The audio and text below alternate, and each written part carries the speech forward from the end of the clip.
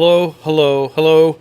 Welcome back to Joe Daddy's Garage. It is Monday, January 22nd, 2024. It's still cold, but it's not as cold as it was. How about that? I know we've all been experiencing some really rough weather, and we've shared these weather conditions over the past couple weeks. And my goodness, we had 14 degrees here just a couple days ago, and that's rough. That's right. Sunday morning, 14 degrees. And it warmed up a little bit. It did get up into the 30s, but you know that's a really cold temperature for middle Georgia. Currently, we're not doing too bad. I was looking at this a little earlier. It's showing us as we had a high of 51 today. Temperature right now is about 42 degrees. Still, that's cold. For us, that's still cold. But surprisingly, we should have a high of, now it says 68 on Thursday with a low of 61. The trade-off is we're going to get a bunch of rain. Okay, I'll take the rain and warmer weather versus cold weather or ice or anything like that. So anyway, it's getting hopefully better, and I hope it's getting better wherever you're at. There's nothing we can do about the weather, but there is, I guess we can all adjust our attitudes towards the weather. I will also point out that I am feeling much better than I was, let's say, last week. As many of you already know, I did have a surgery and was not feeling the greatest last week. I've since feel like I've improved. Obviously, I still can't do any kind of lifting or stressful things on my abdomen. But I'm feeling much better. So I'm not taking any of the pain meds or any of the muscle relaxants. And that's always a good thing whenever you're not on some sort of, drug. But I'm much better than I was. And I thank everybody for the kind words and all the encouragement that I've gotten either here or through Patreon or Facebook. And, it's good. So I just have to remember to not push it. I have to relax and sit still, watch movies, do some editing of videos, or I don't know. Maybe I'll start painting again. I used to dabble a little bit with trying to paint. I wasn't very good at it, but I did play with that. So maybe that's something else I could do my spare time now. But as you can see, there's really nothing gained or changed in the garage, and it's going to be that way for a few weeks. Just so you know, but. If you are new, I should say this up front. I know that we have a lot of great followers on here, a lot of feedback and comments and all that stuff from my regular followers. If you're new, I encourage you to participate. If you do participate, you get a little bell for being here, and I encourage you to ask questions. So if we do have a topic you want to bring up, that's well and good. We can talk about classic cars, and I mean classics from mid-50s to late 70s, maybe early 80s a little. That's kind of my bracket. But we'll talk about some other things too. Some movies that I've watched recently, I want to bring that up. But, by all means, participate. Be part of this program. Share this this video. Encourage people to join in. I think it's a lot of fun. I know sometimes it can be beneficial for people who have problems with their project, or maybe they're struggling with how to solve a problem. And we try to be involved and try to help out with that. So, again, be part of the program. So, first in tonight is Rick Stevenson. He was here early. He checked in. Right at 5. Right when I set up the live stream. So, Rick, he gets the signature sip of coffee. He also said, "Good evening, everyone." So, Ray Beckman, good evening, Barry and all. Hope everyone is having a great start to the week. Stay safe, those freaking with the cold winter weather. I'm glad it's nearly over. Spring is soon here. Glad you're here, Ray. Yeah, spring it's coming. There's no stopping it. Rick Gain, I sure hope weather gets better. This cold is no fun. I agree, Rick. I hate the cold. I have several friends who they say they like the cold weather, and They enjoy it more than the hot summers. I'm not one of those. I'll take being hot and sweaty over being cold and shivering and having to wrap up in blankets and all that sort of thing. I'd rather be, mowing the yard with the sun beating on me and just, I'm fine with that. I really am. So, Dave Tyson, good evening all. Above zero today for first time in a week. How about that? That's an improvement. Derek Pro. Hi, Barry, everyone. Hope all is well. You guys got the cold. We've got cold one day, hot the next, and another cyclone up north. Great. Hope you're healing well, Barry. Thank you, Derek. And Derek is checking in with us from Australia, so that's awesome. I really do like that we get people from all over the place, all over the country, and all parts of the world. Let's see. Jerry from the Money Pit. Good evening. Good evening from Middle Tennessee, where after a week of single-digit cold, it's got to 48 today. Rain tomorrow predicted to 60 on Wednesday. Hey, I'm glad you're here, Jerry. That's awesome. I mean, I would take the rain and warm weather any day. Not tons of rain now. Don't get that wrong. I don't want to have flooding, but I'll take the rain. Just not all of it at one time. Terry Keithley, hi all and Barry. Freezing rain all day. Ugh, please hit thumbs up and like button. Thank you kindly. Yes, and thank you, Terry, also for you and your wife sending me comforting, encouraging emails and stuff like that. I really do appreciate it. The Dawn, good evening, Barry, and all. Great to make a Monday night cars and coffee. Glad you're here, Dawn. Hope all is well with you. We've got 53 watching at the moment.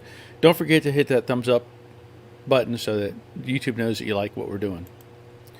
Bob Shoemaker, evening all from icy Oklahoma. Got quarter-inch of ice and still raining. Gotta get better. Ooh, glad you're here, Bob. Don't go outside. No, thank you.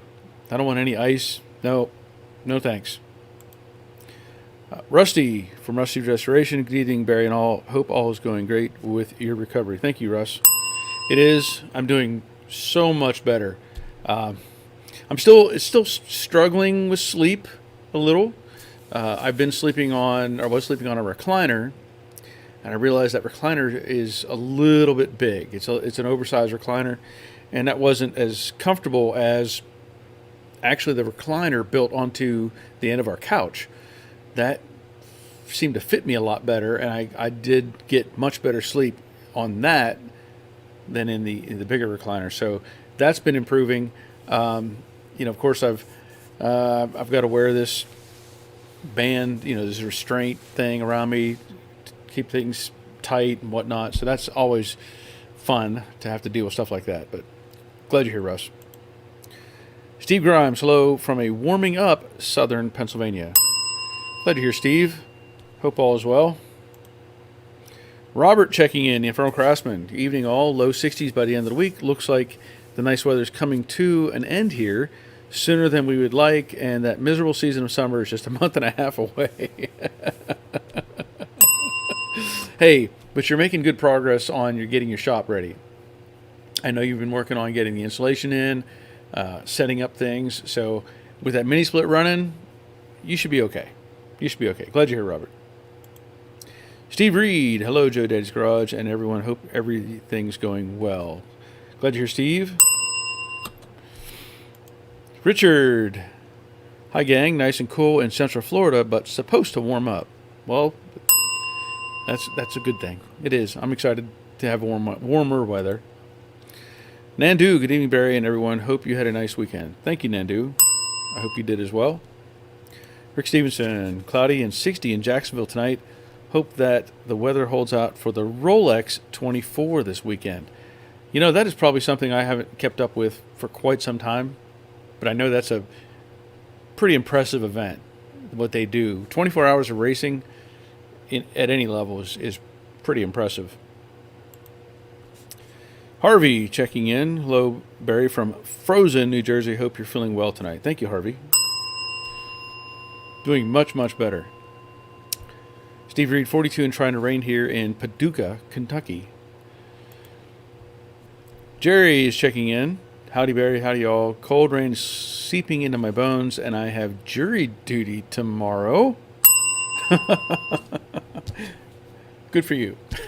You know, that would be a good thing. That would have been a good thing for me to get hit up with right now, because I could just sit there and wait and wait and wait and never, you know, I've been on jury duty a couple times. The last time I went was earlier this year. Went there on the first day, sat around for maybe an hour, and they were like, "Up, see ya, we're done for the week." I was like, good deal. Roger, Hindsight 6'7", greetings from next door.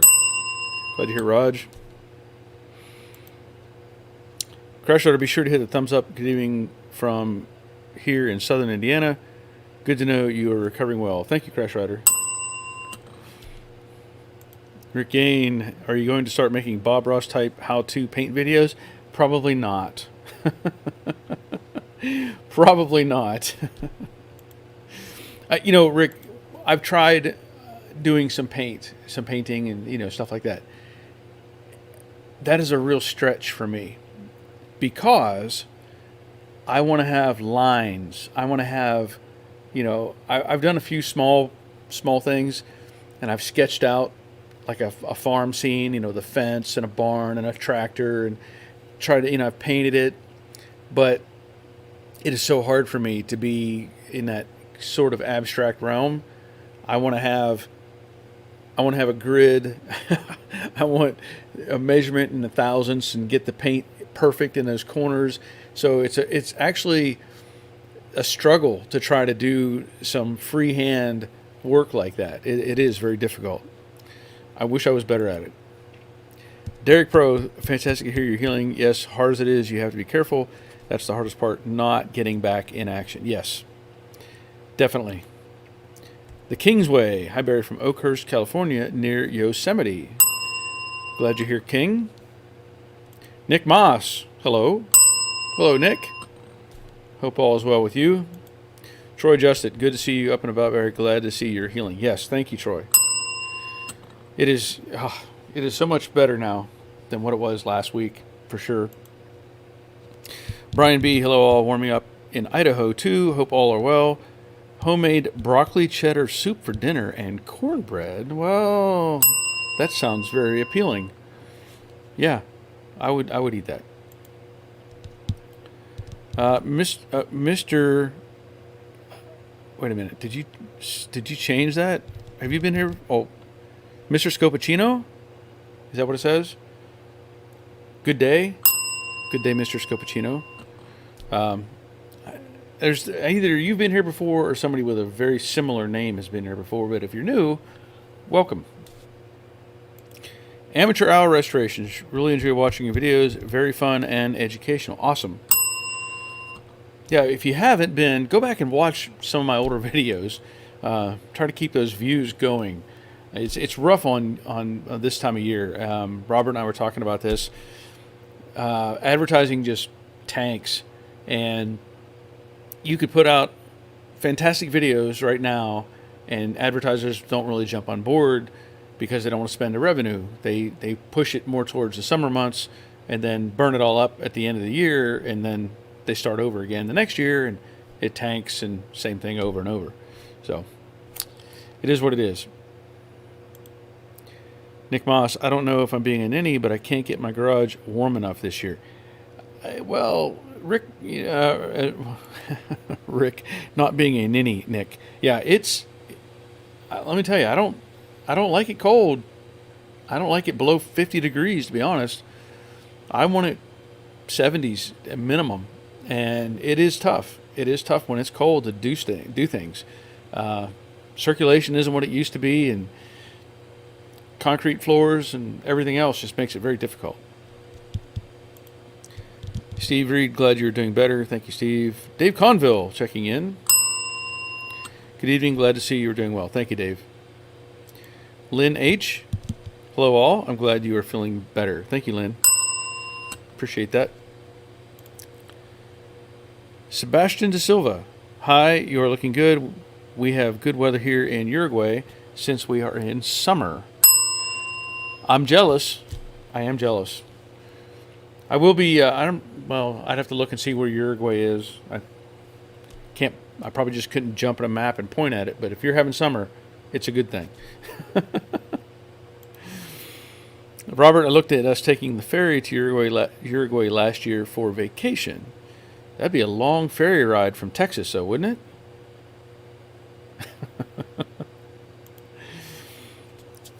Mr. Scopacino, I had a really rough New Year coming in. My garage door decided to go sideways, and numerous door rollers came tumbling down on my '67 Stang Fastback. I simply cried and cleaned up the spilled milk. Just hurt. Oh, that would hurt. That does not sound good at all. At all. No. I mentioned that this past couple months, we've been having a series of failures around, the house. We've lived in this house over 30 years, and there was some remodeling done in the kitchen back in like 2000, 2001-ish, somewhere in that range. So the refrigerator is over 20 years old. The oven is over 20 years old. The garbage disposal is about 30 years old. And all three of those have failed over the past couple months. So add to that, and as I mentioned, I think last week, our daughter's Kia blew a head gasket. So I'm actively searching for another car for her. If anybody has any input on that, I'm looking for a CRV. I think CRV or a Toyota Rav4. That's kind of the two that I'm really going between right now. But the other thing, I think it was Friday or Saturday or Thursday maybe. My wife was in our utility room, and she's like, "Hey, is it supposed to be wet underneath the water heater?" I'm like, No. That is not a good day. So we had a leaking water heater. Again, that water heater was 20 years old. I found the number on it. So 20-year-old water heater. And I'm not in a position where I can really do anything. I mean, I can keep the water off the floor. That's out of the bin, the catch pan, or whatever. But I couldn't manhandle this thing. So thankfully, I have good friends and neighbors, and I was able to make arrangements with our neighbor who is a retired plumber. I contacted him because he was asking me how I'm doing, and I was talking to him, and I said, we got this problem, and I asked if he could help, and he agreed to help. So I ended up taking the truck, going up to Lowe's, bought a water heater. They loaded it up for me. I brought it home. Roger came over, unloaded it for me because I couldn't do it. There's just no way I could do it. He unloaded it for me, got it in the house, and then Saturday we spent a good part of the day, me and my neighbor across the street. I helped. I was a helper. I was an assistant. So if he needed this or that, I'd tools, hold this light, whatever. But we got the water heater changed out, so that's a good thing. It's good to have friends and neighbors that honestly you can count on, and I think we all can appreciate those people in our lives. So shout out to Roger, Hindsight 6'7", and my neighbor across the street. Thanks. But yeah, there's always something, and I'd probably rather have those kind of issues than a garage door falling on my car. So yeah, not good. The Dawn, okay, Barry, time to buy an air compressor for the shop. Any suggestions on best brand? Looking for 6 CFM. Debating large versus medium tank. Main use will be air tools, not used for paint. Honestly, I would go with a 50-gallon compressor. I bought a bigger one. I probably really didn't need it. 50-gallon is plenty, and they're all pretty much the same. If you went to, I don't know where your supply chain is, where you can go. Obviously, you could pay a lot for like a Quincy brand or Ingersoll or various branding out there. I had a compressor in here for years many years. That was, I think it was the Northern brand, and it ran and ran and ran. I never even put oil in that thing, and it just kept running until finally, after a good 20 good probably 20 years or more that it quit compressing. So, there's Sanborn, there's a whole bunch of varieties, but really they're all like, what's the one? Central Pneumatic, I think, or Chicago Pneumatic, whatever. If you look at like the compressor I have, which is a Cobalt brand, it is the compressor unit is like Chicago Pneumatic makes it. So they just paint it blue and put their labeling on it. The only issue I've had with that compressor was the switch failed within not even a year, the pressure switch. So I changed that out. But really, I would go with the 5 horse, 50 gallon. That'll handle just about anything. And if you do decide to need more air pressure, it'll probably handle it. Especially if you're just one person operating an airline or air hose. So that's my thoughts on that. Probably even something from Harbor Freight would work. They're all pretty similar. But good question. And Robert is replying to you. He says, check out the farm and ranch stores. They often have off-brand 60-gallon compressors at better prices. Hard to get 6 CFM at 90 in the smaller ones. Yeah. Good advice. Thank you, Robert. Cascus. Greetings from Pensacola. Will you be making the 60th anniversary MCA show at Barber Speedway Moultrie Swap Meet? That's a good question. I guess I'm unfamiliar with... I know where Barber is, but I didn't know they were having an event there. 60th MCA show. I don't know. I don't know when that is specifically. And possibly making it back down to Moultrie. Possibly. We'll see. We're trying to schedule some things for me and my wife to do throughout the year. And I know she's not going to want to go to Moultrie and probably will not want to go to the MCA show. But glad you're here. Those are some things I probably should look into. And maybe we'll see what we can do. Douglas Weingarten. Hi, hey, Barry and all. Glad you're recovering well. Thank you, Douglas. Appreciate that. Terry Keithley. Oh, we have a stray cat in our garage. Got him out of the weather. He wants to come to Barry's house. Free shipping. No. No. Not a chance of that. Nick, I'm working on putting a carbon fiber glove box door in my car. I have to adjust it a little and round the top corners a little. Looks neat so far. That sounds interesting. I know whenever I was going to school for aircraft maintenance back in 89, 90, one of the courses dealt with composite stuff. So we got to use a vacuum system and take fiberglass, carbon fiber, and I don't know what the other one was, Kevlar maybe. And we layer all that stuff together with the resins, and then you would put it in a compression, a vacuum bag, and then put it in the oven, and it would bake it, and we ended up making, I'm sure it's still here somewhere, but I have a composite 3-ring binder that I made. I wish I could have gotten more into that stuff. Obviously, there's a market for it, and that's growing. And I see stuff like people making the side scoops for the Mach 1s now. So carbon fiber there, other accents and stuff. It's a really neat thing to get into, and I'm well past that. I don't have the resources to develop that, but that's pretty cool, Nick. Don says, thanks, Robert. Sebastian, I'm starting to work on my W111 Coupe Mercedes, and your videos are very useful. Well, that's awesome. That's awesome. I'm glad you're able to use information that I'm providing. That's very cool. Very cool. Uruguay is between Brazil and Argentina. Thank you.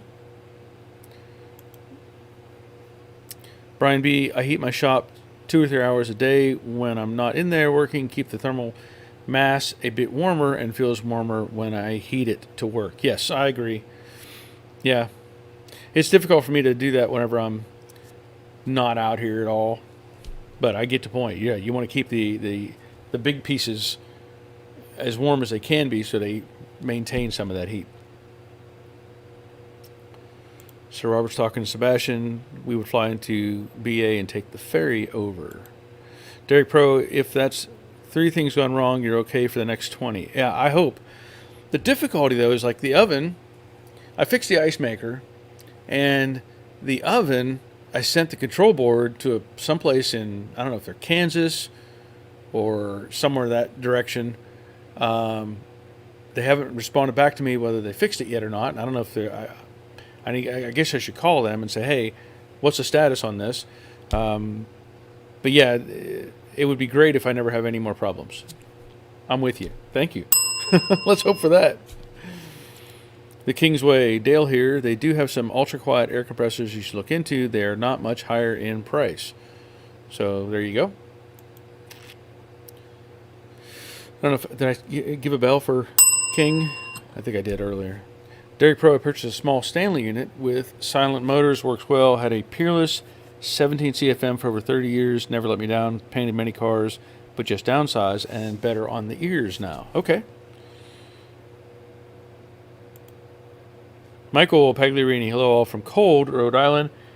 Thank God for good neighbors. Been there. Yes. Yes, yes, yes. Car Guy Troy, hello from here. They're from Utah. Not as cold here as some, but still cold enough. Just grabbed some new body hammers, dollies, and a shrinking disc. Any experience with the disc? Also grabbed dent puller welder. I do not have experience with the shrinking disc. I've thought about getting one of those, but I've never put the effort into trying one, so I don't have any advice on that. It looks like it should do some cool stuff, but I really don't know. I don't know. Dent puller welder or stud welder, that's cool. So good. Yeah, you've got some good stuff going. Nick says, well, this is by Foreman. It is a prototype, I believe. I'd like to try making some parts, though. It doesn't look hard at all. And Nick says, I'll send you a picture of it. Car's extremely dirty right now, so mind the crud in the interior. I plan on detailing the spring after I finish the small stuff. So let me see if I can get that downloaded. Yeah, you know, the only problem you need with the doing that sort of thing is you got to have an autoclave or an oven, apparatus and vacuum system, because you can't do it. It has to be under vacuum for it to function and compress it into the shape that you want it to be in. So there is some investment there, but yeah, okay.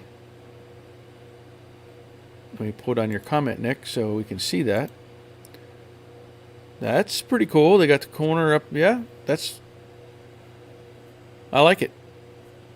That's a pretty cool accent. Now you just need to do the whole dash in that, right? Very cool, Nick. Give you a bell for that. Pull that down. Let's see. Brandon Hopkins. Do you like to take off coating before epoxy primer? Well, good question, Brandon. Glad you're here. And I see you mean e-coating. I see your next comment. Okay. Anymore, I take off the e-coating. I used to not really get into that too much. We never really had a problem with it. But there is some testing that has been done. Sometimes you can take like a lacquer thinner and see what it does, wipe it, and see if it wants to wipe off. Some people say that makes it good, that if it's bonded on there, it's just fine. But what I'm finding now is I've done some stuff like this tail panel here. I've started cleaning it up, and some of that has flaked off as well. So it may not be as bonded as we all think it is. At this point, I would rather remove that e-coating and just start with epoxy and know that I have no issues later on. So that's my opinion on that. Good question. Thank you, Brandon. 68 Orange Crate. Your best bet is to fix the old appliances, except water heater. All the new stuff is garbage. Yeah, that's kind of what we're at. Glad you're here. But Like the garbage disposal, there's no fixing that. It's got a big crack in the side. No, that's going to have to just be taken out. But we are trying to save the oven, and as I said, I fixed the refrigerator. The Kia, probably not going to fix. Probably not going to fix. Unfortunately, I think whenever she called me and we were talking, I could hear the thing making all kinds of noise. And I'm scared now that even though it starts up and runs and sounds fine, if I put a head gasket on it, and which may involve redoing the timing chain or whatever's on it, all that stuff, get all that work done, and we drive it down the road, and 100 miles later, the crankshaft comes out of it. I'm not feeling really confident with fixing that, so I'm going to have to, I'm going to find another vehicle. Nick says I have to get the trim ring for the button. Okay, for the glove box, yep. Michael, I found a C4 tranny about 120 miles from me at a good price out of a 77 LTD. I think the bell will be, the bell housing will be too big. Does anyone have a V8 Mustang bell willing to part with? I probably have two of them laying here, but I don't know. Somebody may have one closer, but I'm not sure about why that would be bigger. If it's out of a car that has like a 302 in it, it should bolt right up, I would think. Now, if it had a big block or something, that's going to be a different story, but I would think it would still bolt up. Lynn, I want to get a benchtop sandblaster. Should I cut to the chase and get the Eastwood? Probably should. Probably should. Now, the reason I say that is I have like that one over in the corner, and it works. It does what I need it to do, but I had to reseal the whole thing. And Robert actually helped me put in, when he was here, we put some LED lights up inside. And whenever I run it, I have to put a vacuum on it. Otherwise, you can't see what's going on. But it serves its purpose. It does what I need it to do. And that's a Harbor Freight deal. They're pretty cheap. I don't know how well that compares to the Eastwood. Now, if the Eastwood has better seals, a better gun, maybe better lighting already built into it, it might be further ahead to do that. But I don't know enough about the Eastwood to say for sure. My mind tells me, yeah, get the Eastwood. But, here's the other thing. I don't know if it would be a benchtop or not. That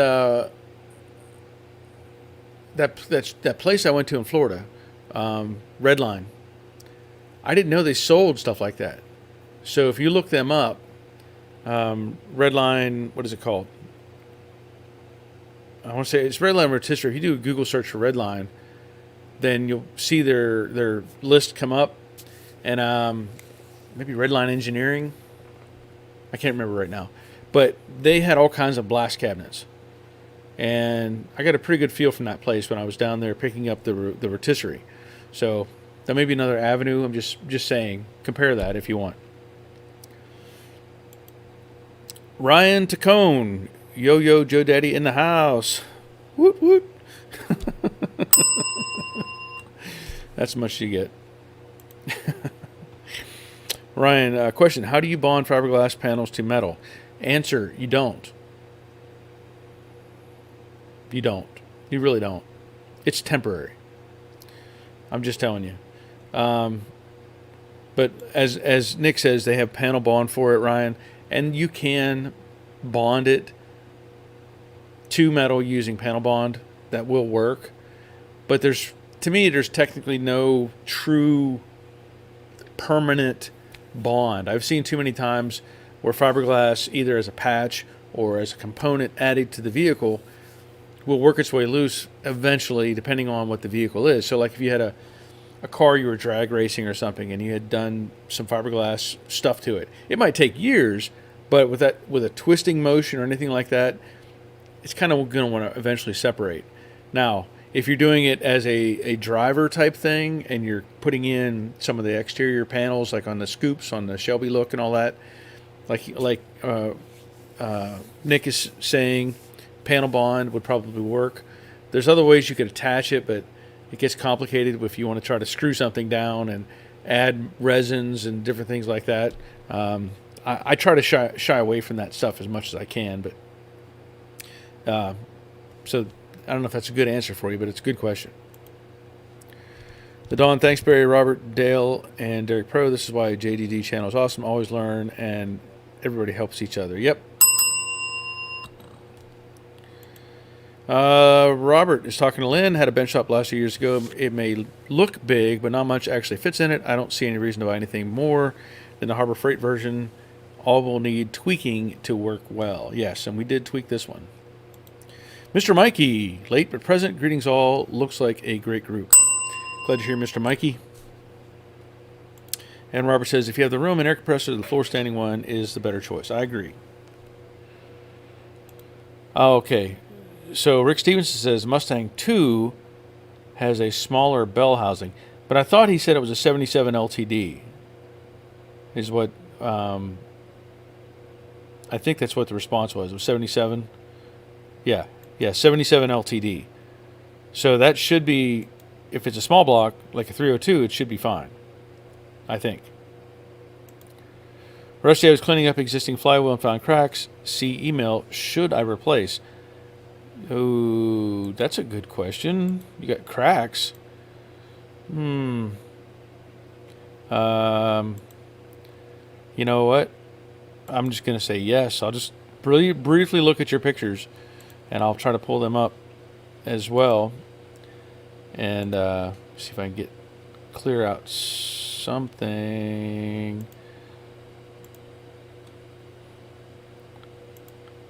Get a couple of these, and now I can pull those down. But I would probably go ahead and replace it. So here's one image. Yeah, that to me is not. Yeah, you're not going to save that. Here's another image. Yep. Don't even bother. Just replace that. So there's another. Everybody wants to look. Have a look at that while I drink some more coffee.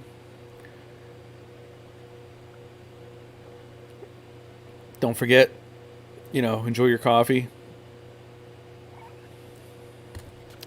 Okay. That's my opinion. Replace that. Ed Cucharella, if that C4 is going in a 65 to 69, it may not fit as the later C4 bell housing mounts to the case as the early ones mount to the pump. Okay. Well, thank you for that. That's good information to have. I did not know that. Dave Tyson, bench top are too small. Talking about the blaster. Lynn, it's the B20 from Eastwood. I should have mentioned that. Okay, I don't know which one, without seeing it, which one that is, but thank you for that. And Robert says redlinestands.com. That's where the rotisserie came from. And there's also on that video that I did on that road trip, there's a link to their website for that as well, so if you're interested.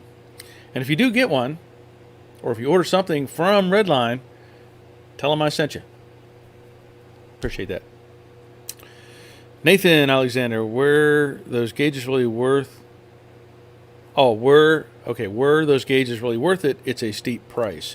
That is a good question. Here's where I don't know. I can't say for sure. I like them.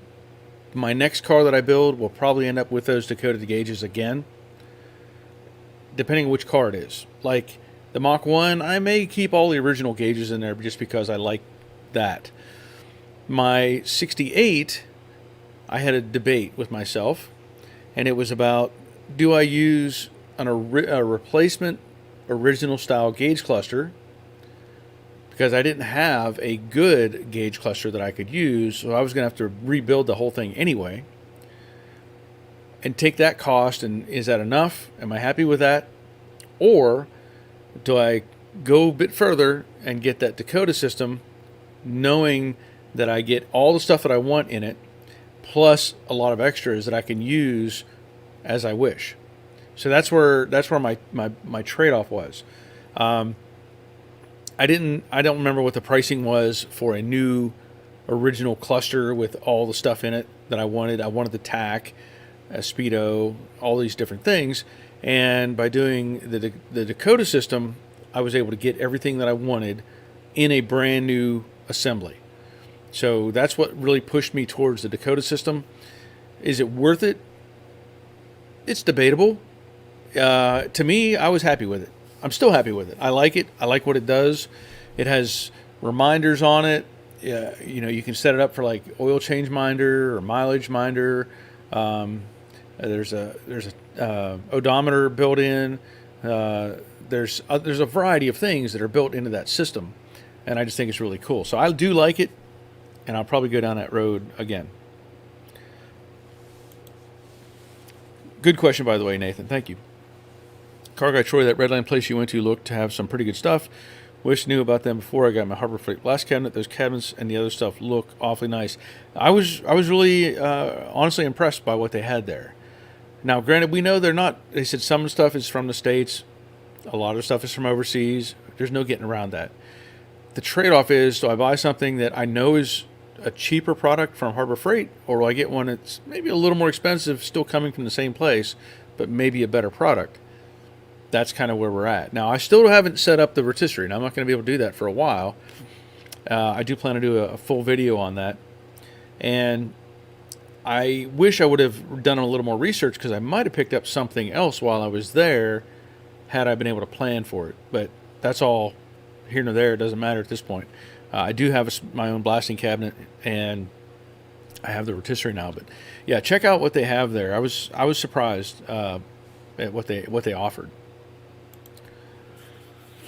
Ryan says, Nick, what panel bond product do you recommend? So there's probably, if you go to 3M, yeah, he said, okay, so he says 3M 08219. So there you go. Robert Lynn's, the BH20 is more geared to very light work like aluminum, using glass beads, more of machinist or carb work than auto work. So there's an answer on the B20. Michael, the LTD has a 14.2 inch flywheel, and the Mustang has a 13.3 inch flywheel. Shipping on the Bell shouldn't be crazy, not like $220 to ship the tranny. Good point. Good point. I'd have to look and see what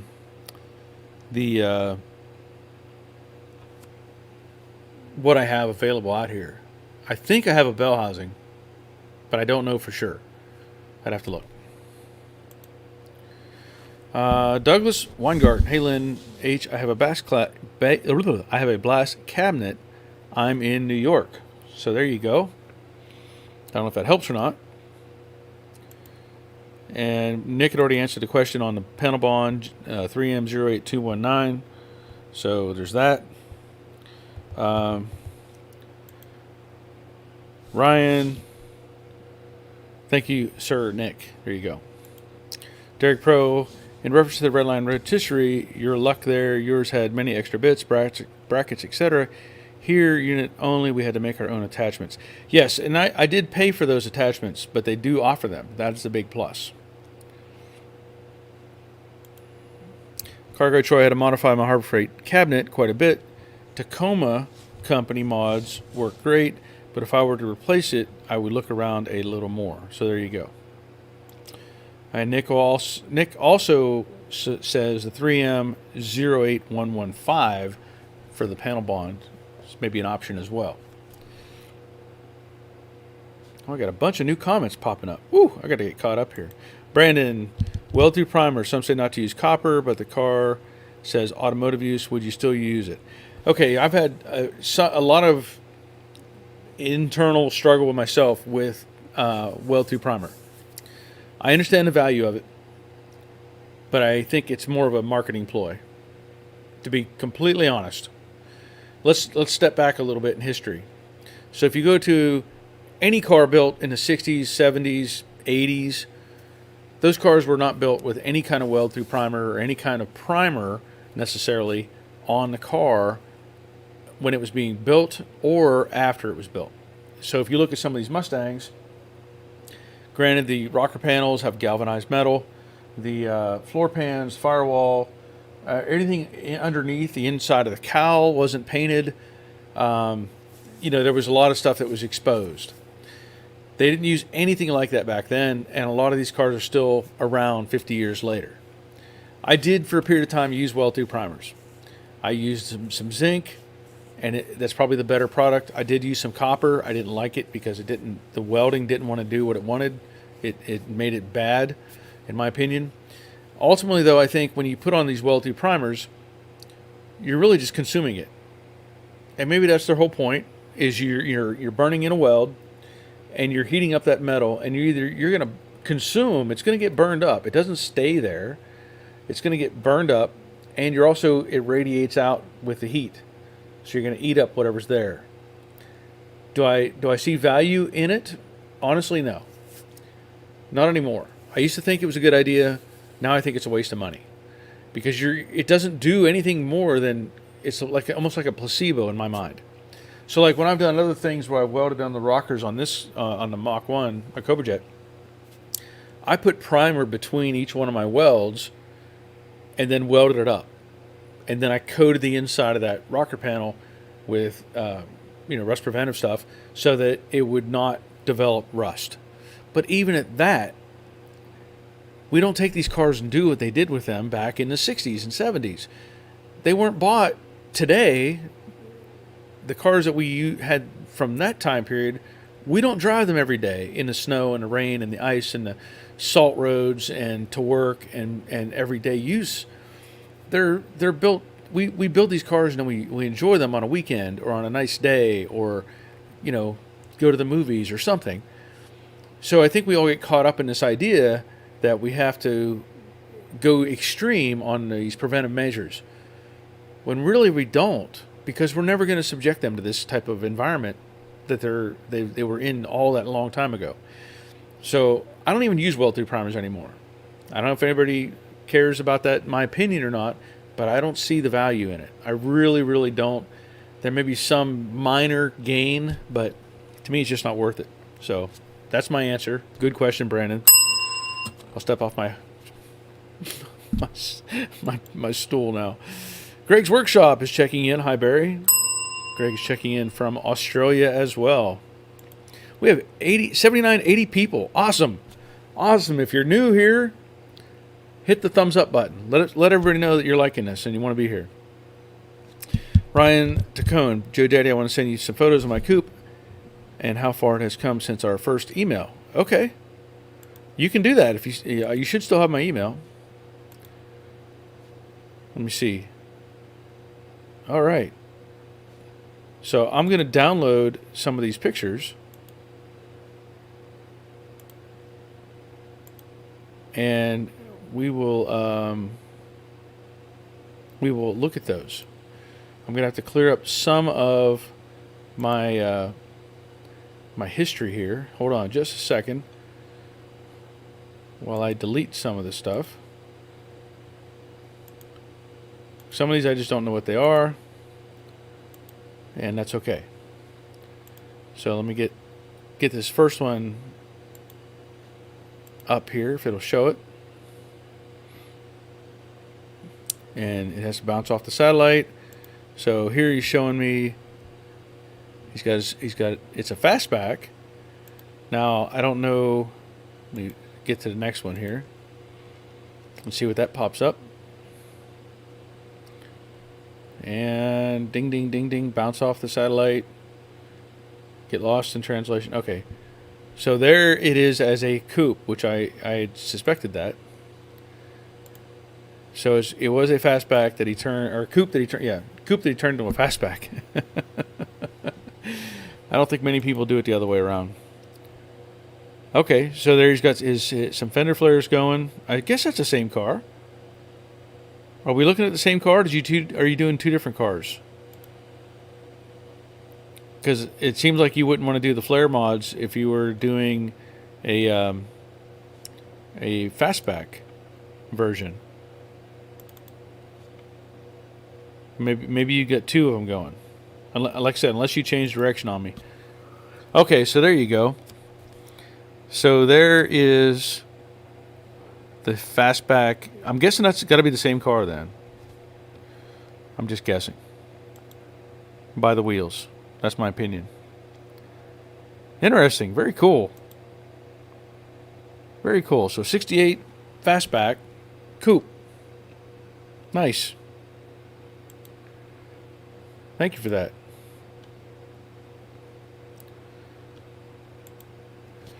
Rick, heat checks. It's done for. Talking about the flywheel. Yeah. Rusty says, that's what I thought as well. Thanks. Yep. Lynn, thanks. I was looking to do small parts like an alternator bracket. I'm guessing that's etc. I see ectopic. That's a new word to me, if that's a real word.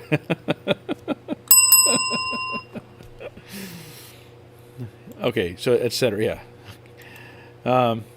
Robert says, we do it slowly. Also, my rule of thumb is the blaster needs to be twice the width of the part you put it in, since you hold it in one hand and blast with the other and need room. Good point. And that's to hold the gun. Lynn says, Douglas, I'm in Pennsylvania, PA. Greg's Workshop says, hi, everyone. Hi, Greg. Michael, pan will mount to the outside edge. Body fill mounts to the pump. Been driving myself nuts because I'm not that familiar with Ford. GM is a different story. Okay. Terry says, I got my blast cabinet from TP Tools, Canfield, Ohio. Pricey, but worth it. Thank you, Terry. Unfamiliar with them, but I trust you on that. Chris Greenaway, I'm here. He's from the Great White North as well. Glad you're here. Lynn H., I sold my 67 coupe. I have a bunch of new parts from CJ Pony if anyone is interested.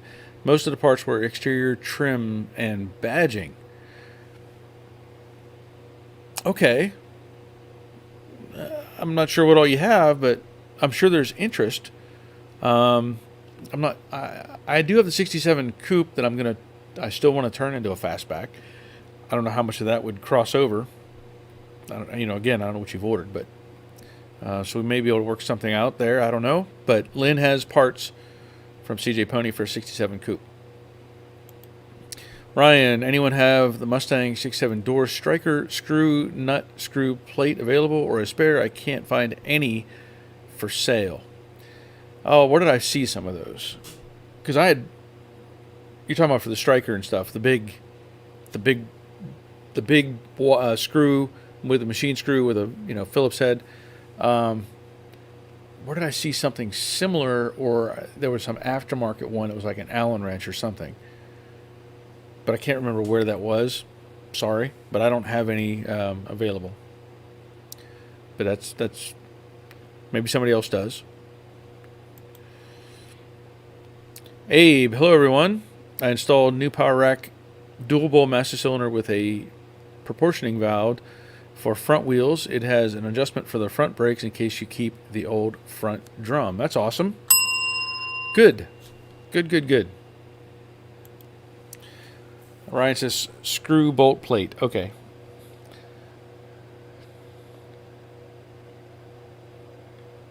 All right. Abe says, does anyone have experience with this setup? So it's a dual bowl master cylinder with a proportioning valve for front wheels. I mean, I've seen that setup done. Do you have a specific question? Or like, are you trying to figure out how to make the adjustments? Is that where you're leading into? I don't have that particular setup on any of my vehicles at this point. I do have the combination valve for front disc and rear drum on Jade, but I have seen, that proportioning valve setup. So, if you want some more information, let us, help us out with what you really want to know. Lynn, thanks, TIC and Terry. Okay. Ryan, 80 people, woot woot, thumbs up. Yeah, we're down to 64. That's okay. 62. They're getting bored with me. Randall, hey, from Mountain Green, Utah. Hey, Randall. Glad you're here. I hope you are making progress with the Cougar. His car. Cougar car. He contacted me about some issues he had with the quarter panel and the extension piece and how they're not quite fitting the way he wants them to. Jerry, I had all the issues as Barry on weld through primers. I too stopped using the weld through primer. Yep. Ryan, same car. I converted it myself and cut it up myself. All custom panels. All custom panels? I was looking at those. When you say all custom, I was looking at the flanges on the piece making up the upper quarter section. I had assumed, but I could see, I can only see so much of the welds. But I was looking at that thinking, I wonder if he made that himself, because that was the impression that I had. It's an interesting approach. Interesting approach. Yeah. I hope it all goes together good. I really do. I know you got to get the window swapped out, because you can't close your door window because it's not curved. So that's something you have to address as well, but you already know that. All right, Robert. For me, weld-through primer has only one use: to coat the backside of an area that is not accessible to be painted after welding. Yeah, I get it. Ryan, no kit being used, just a 26-year-old with a hammer. Hammer time. That's all. I can't dance. Nick says, looking good, man. Yep. Robert, great handmade panel work there, Ryan. Yep. Ryan, the screw back plate that tightens them, I don't know what they are called. Oh, you talking about on the striker? Or are you talking about the striker plate itself that goes internal to the jam? If you're talking about that, if you go to the go check out one of my Bronco. When I did that Bronco last year, I ended up hand making some of the striker plates for that Bronco, because the ones that they had put in were just all jacked up, and all I really did is make a plate and tap it and just make my own. So if that's what you're needing is the plate itself, you can make it. You can make one of those. Randall, I bought a dual station blasting cabinet with dust recovery system at an auction a few years ago, big enough to put a car door in. I love it. Oh yeah, that would be great. Ryan, figure this. I watched Joe Daddy's videos roughly 3 years ago and got myself a 67 coupe. And he says, Joe Daddy's videos were where I learnt nearly everything. Always tuning in. That's awesome, man. You get some bonus bells for that. Hold on, let me see. Brandon, have you ever put microspheres in Raptor liner? My brother-in-law says it's like lizard skin sound deadener. He buys it off of Amazon. Oh, I have not tried that. No, I have not tried that. That sounds interesting though. That's worth knowing. Let's see. Nick says, I think the plates usually come with the B-pillar. Don't know if I've ever seen it separate. We'll have to look for a junk car, I guess, or someone that hoards parts. I'd just make one. Yeah, they're not hard to make. They're not hard to make. Nick says they're just plate steel. Yep. Abe, do you think drums for front brakes is good enough? Just a cruiser. Okay, so if you're just cruising around, honestly, drum brakes are sufficient. Everybody wants to go to disc brakes, and I'm not against it. I like disc brakes. They work well. If you're just cruising around in this thing, you're not racing it, you're not trying to do some crazy cornering, all that stuff, drum brakes are fine. They came with drum brakes. They worked fine back then. They work fine now. In fact, they probably work in some cases better than disc brakes, and you have to be careful with that because you can lock them up quick. But I'd just leave them alone unless you really want to invest in a disc brake setup. Good question. Sally, 66 Dang, what's an appropriate cost to rebuild an inline 6-cylinder engine? I need to budget, I guess, mine. That is a good question. I don't have a good answer. I don't know what machining costs are these days. And without knowing, there's a lot of variables that come into play. But, they take these engines, they knock out all the freeze plugs, strip them down. They have to magnaflux them to make sure there's no cracks. They look at them for machining. Then they have to machine them to make the pistons fit. Then there's the cost of the cylinder head, doing the same thing to that, making sure it's correct, putting in all new valves and guides and all that sort of thing. But I don't know what kind of numbers you would be looking at, honestly. I have no idea what machine shops are charging for the labor anymore, so it's kind of hard to answer that question. Car Guy Troy Dilemma, my 67 convert tail panel is dinged up on the driver's side, hit slightly in the tail area. Would like to fix it and use a possible to remove it and try to fix it, or just replace it? And he's asking, is it worth the time? That is a good question. That is a good question. I put in the new tail panel in jade. I was happy with it. If I remember correctly, I think it fit very well. But if you have one that is dented or slightly bent, and you're willing to remove it anyway, why not try to save it first? See if you can salvage it and fight with it. And if it works, great. If it doesn't, then replace it. So go that route. I'd rather you try to save it and not spend the money on a new panel and shipping and all that sort of thing. If you can pull it off and it needs a little filler, clean it up, fine, let it go. So that's kind of where I look at it. I try to save as many of the original parts as I can, and keep things the way they were. Good question, though. I don't know if that's a good answer for you, but that's my answer. Jorge, hi Barry and all. I'm looking for headlight bucket passenger side for a 67 Mustang. Well, glad you're here, and I'm sure somebody has one. I don't have one available, but somebody may have one available, and if they do, they could comment, whatever, and we can see if we can hook it up. But that's where I'm at. I don't have an answer. Nick, he's talking about the backing plate on the inside of the B-pillar. Yeah, I figured that. Yeah. Lynn, I will email a list of photos of the 67 parts. Okay. That's fine. We can do that. I don't know if I'll be able to put them up, when or whatever, but yeah, let me know what you got. Dave Britton, hello from snowy Ontario. Glad you're here, Dave. Abe Godino says, thank you. You're welcome, Abe.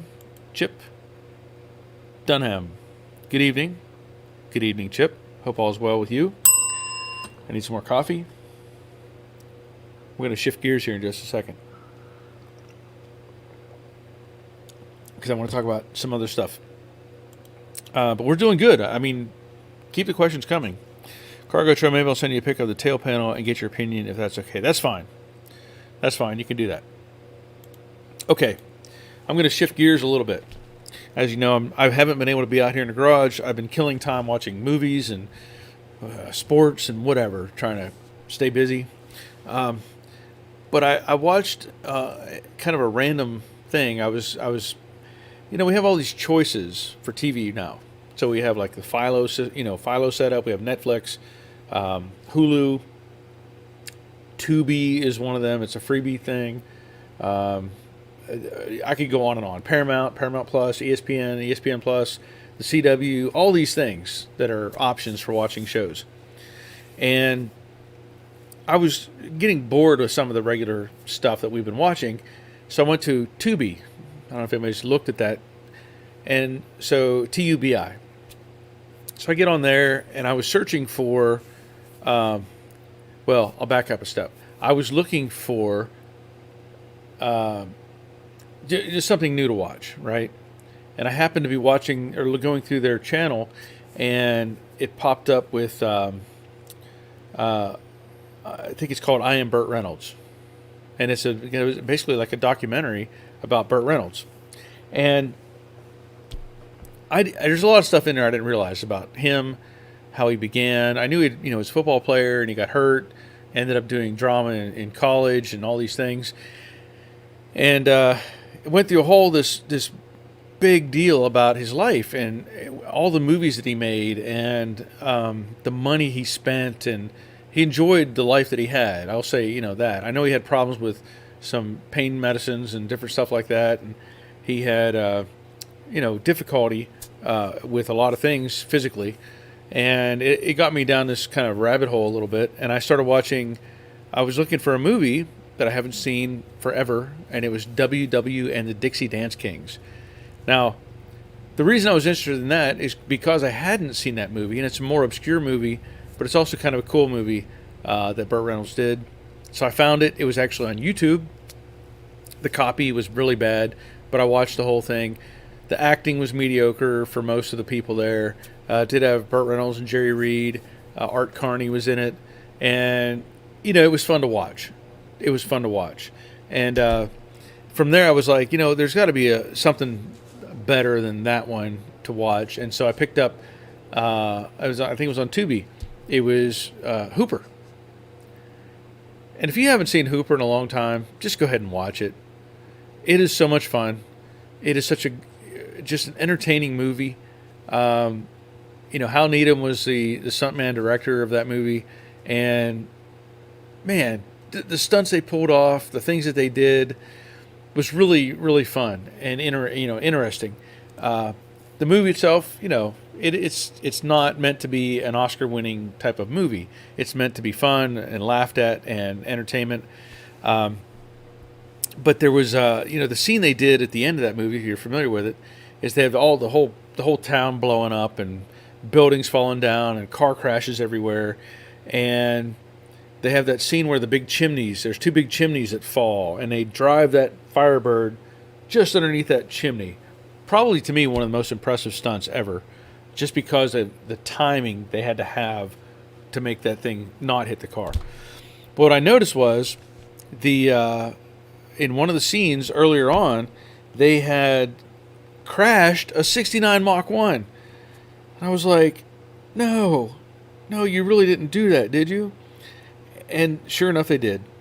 And so I'm not gonna email it or anything, but this is the scene, and they're driving the Firebird over here, and there's a 69 Mach 1, red with the yellow stripes on it, and they crash it into a ditch. Painful to watch. I'm just telling you, there's a 69 Mach 1. So then later on, and there's a nice shot of the Firebird doing a side slide. But later on, actually I was catching it on film. They had that scene, and it was right about the time the chimneys were getting ready to fall. There's that tow truck towing the same Mustang, the same Mach 1, all in the same scene of crashing that. So there's the there's the Mach 1 being towed, and this is all meant to be the same scene. So obviously they were they did many takes to get the scene right, and you're not going to redo that scene with the chimneys falling down. There's just no way you could redo that. So I'm sure there was a lot of timing and calculations to make all that work. But man, it was just a fun show, just a fun movie to watch. So I recommend it. If you haven't seen it in a while, go check it out. It was a lot of fun. Greg says he would try to fix that part, talking about the tail panel. Derek Pro says, I sent you an email with some of today's purchases. I don't know if I'll get those pulled up or not. Let me see if it'll even let me. It won't let me. Huh. I can't download those for some reason. He sent me a picture with a bunch of it's from Temu, and it's like Amazon, and it's a bunch of the push pins and clips. So like in bulk, he's got all these I don't know, and looks like wiring connectors. I don't know why it won't let me download that, Derek, but that's okay. 680 piece clip set came with tools and small pry bar, all for $14, and heat shrink joiners for wiring, and he says they're all fantastic items, and they look like it, but I can't download them. So thank you for that, but I can't pull them up. Jerry, I had the machine work on an inline six with block decking and head work, no cylinder work. The cost was about $1,000. So there's an answer on the 6-cylinder. At least part of the equation. Mr. Mikey, I am a Tubi regular. Yeah, I haven't watched it enough, but I did start watching. There was another series that I was watching was the muscle car, or the history of the muscle car, where they started off with the GTO, then they went to the Judge. So I've been enjoying that series as well. Even though it's an older series, it's a lot of fun to watch and see and learn about some of these cars that we tend to forget about once in a while. James, I have a production question. Barry, do you have a YouTube channel that is your go-to for YouTube content creators, and what info helped you the most? That is a good question. There's a guy that I follow when I can, and I think it's David. I want to say David Batal, I think is his name. He's got long curly hair and a goatee beard. But I think it's David Batal. I'd have to look him up and send you a message or something. But he is one that shows a lot of editing type of things and how to improve some of your editing skills. So I learned a few things from him. But other than that, most of the stuff I have done has just been me kind of figuring it out. So that's kind of how I am anyway. But if I do struggle at times, I will look for editing processes. Now, I did a video on I think on the other channel, and Rick Gain had mentioned this in a message to me earlier, that somebody was asking about how to do editing. And I think on my Joe Daddy's Workshop channel, I have a video that I recorded of me editing a video, if that makes sense. I purposely did a video on how to put away a tent. And then I made that video, and then I made a video about how to make that video. So there may be some insight there that you could look at as well if you're interested. But I don't have anybody in particular that I jump to. Most of the stuff that I do, I just kind of either have learned it over time and just remember, or I may do a quick search using, of course, Google or whatever. If I'm using my Wondershare software, I may try to find just a quick link that'll show me how to do this. And normally I can find that, and then I can drive on from there. So good question, but I don't have a great answer for you, unfortunately. Derek says Tubi has some great stuff. Also, Binge is good. Also, watched so many series on Netflix, very addictive. So Binge? Are you saying? I'm not sure what you mean by binge. Are you talking about binge watching, or is there something called binge? Michael, try Connecticut Mustang for the door striker and the headlight extension. He has said I've used OE extension for my 65. So I was talking about somebody looking for the 67 headlight bucket, and then we're talking about the door striker deal as well. Derek Pro, some great car shows on Tubi also. Yes.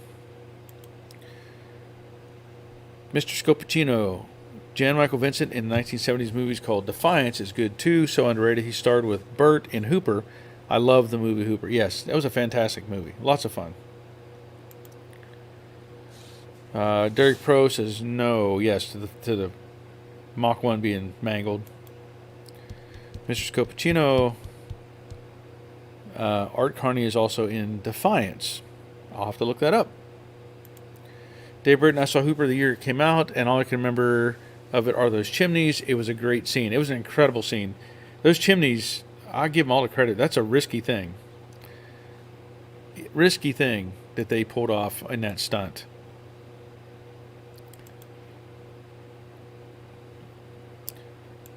I got a couple more pictures here.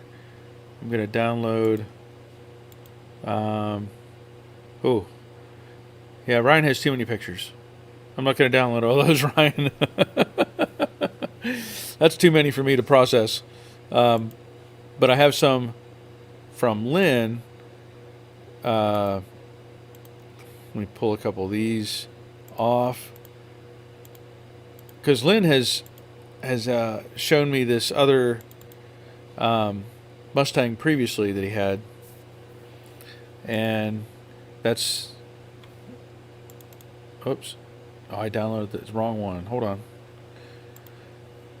So that's the coupe. That's the coupe. And then sold it and bought a fastback. So let me show you that. And here is the fastback. Nice.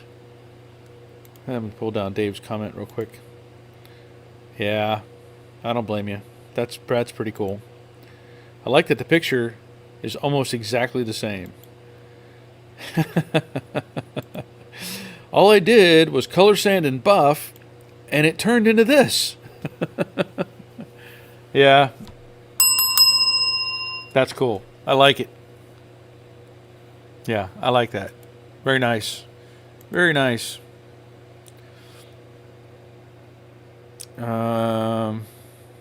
Steve's Money Pit. Hello, Barry. I'm late here, waiting on our new snow to arrive. I'm sure it'll get there, and you can have my share too. Glad to hear, Steve. Ryan, I recently found a 911 Targa in the mucks of Mexico. I've been working on that this year. Also, I will send you the photos. Look at them back to front so you see where it started. Okay, I'll have to look at that separately, because I don't have any. I can't pull them up. There's too many to pull up on here. Derek Pro Binge is another channel like Tubi. Okay, I've not heard of Binge. I've not seen that one, so thank you for that. Richard Vogel, good evening, Barry. I hope you're feeling better. Thank you, Richard. And I am feeling better. Much better than I was last week, for sure. Again, I have to just kind of not do much of anything for a while. Anthony Carver, YouTube has a channel called Car Movies. Has a lot of old car movies. I enjoy your videos. Thank you, Anthony. Glad you're here. And Derek says both very nice. Yes, talking about the Mustangs. Gene is checking in. Hey, all. Hey, Gene. I will mention Gene because he sent me video clips of him and his Mustang. And years ago, like 4 years ago, I did a Viewers Project video, or he did a Viewers Project video for me, and posted that. And I haven't had a lot of that over the last few years. You know, I've encouraged people to try to make a video, and then I'll put it on YouTube, and you know, people can see what you're working on and how things are going. So Gene has sent me an update, knowing that I'm incapacitated, more or less, and I've edited that video. I still need to add a couple of my own bits to that, and it'll probably be about half hour long. But it has some really cool stuff on it. It has some great information of the things that he did. And, I mean, I'm impressed by the work, because the average person would probably give up on a lot of times on these kind of projects. And Gene pushed through and got stuff built and rebuilt and made stuff himself. So really impressed by that. So that video, I'll probably have that out before, or it'll be the end of this week. So when that comes out, I encourage you all to watch that and, you know, enjoy. It's at least something I can put on the channel while I'm not able to do much of anything. So thank you, Gene. Gig'em Garage. Hey, Barry. Hey, Gig'em. Glad you're here.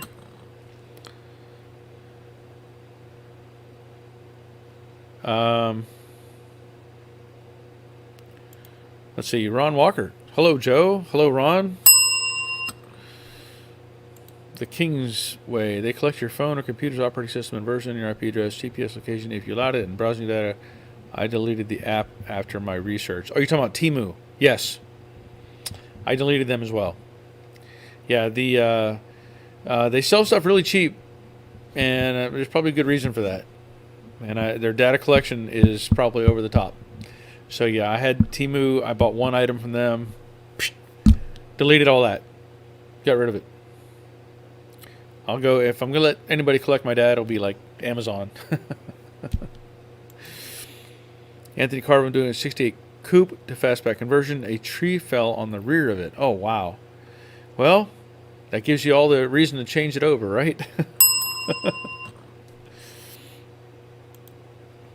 Dougster Wolverine Garage. That is quite the combination. Dougster Wolverine Garage. Have no fear, the Dougster is here. Glad you're here, Dougster.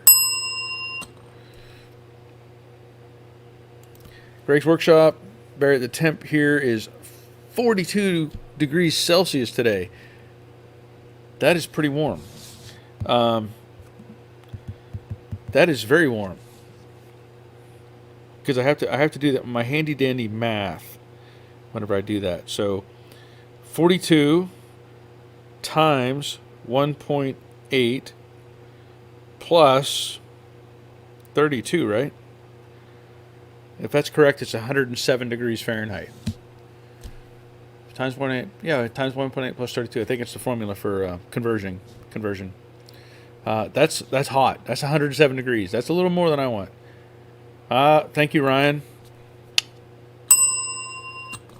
Yep. So my math was right.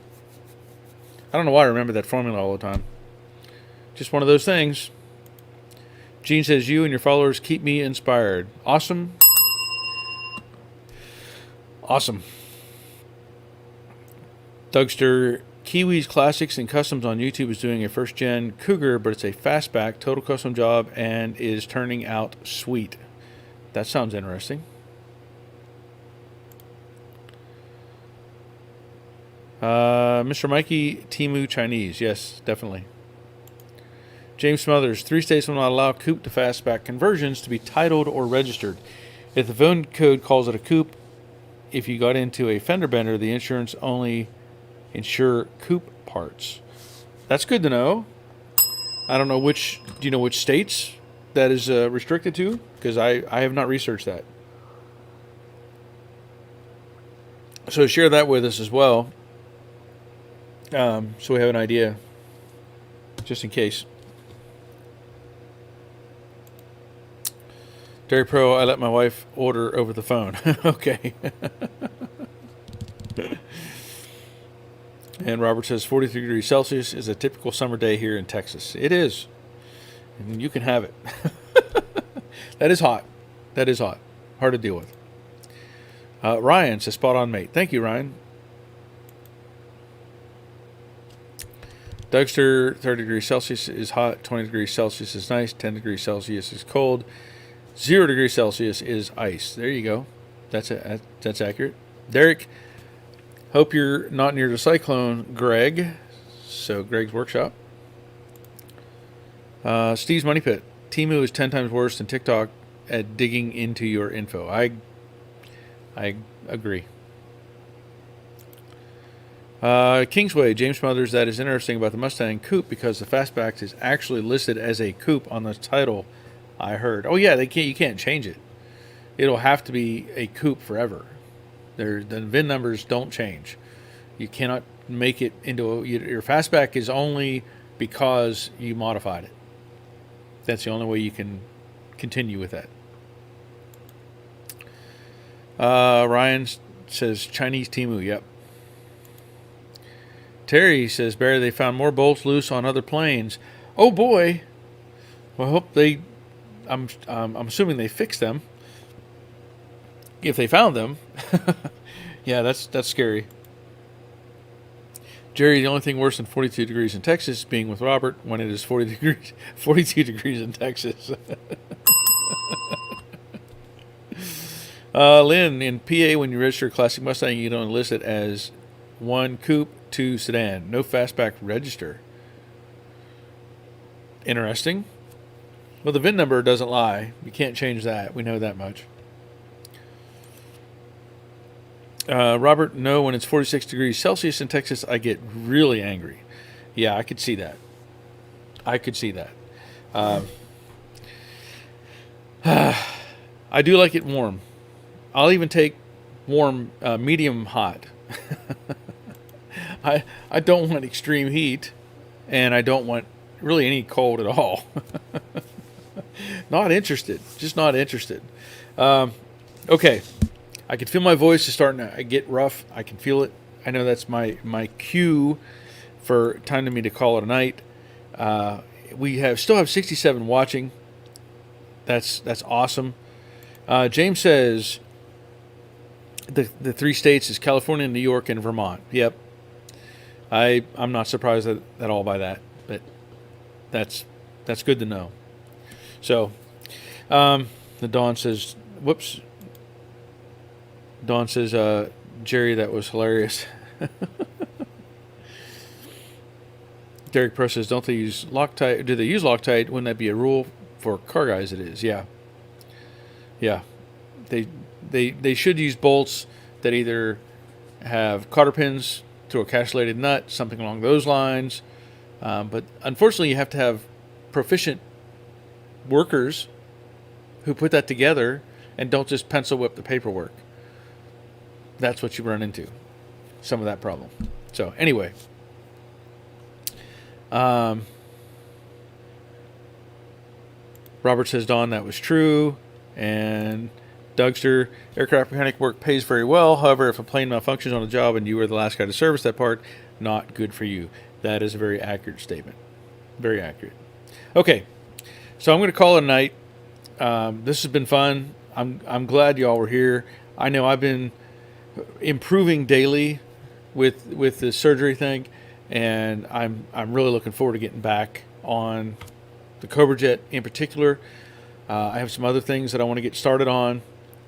Not primarily, I mean, this is my focus moving forward, but there will be some other stuff that I work on, obviously coming down the line, and we'll have to just wait a little while, take it easy, not hurt myself, and then be at full speed probably in the next 3 to 4 weeks, probably. But that's going to be it for tonight. Again, thank you all for being here, and until next time, take care of yourselves. See ya.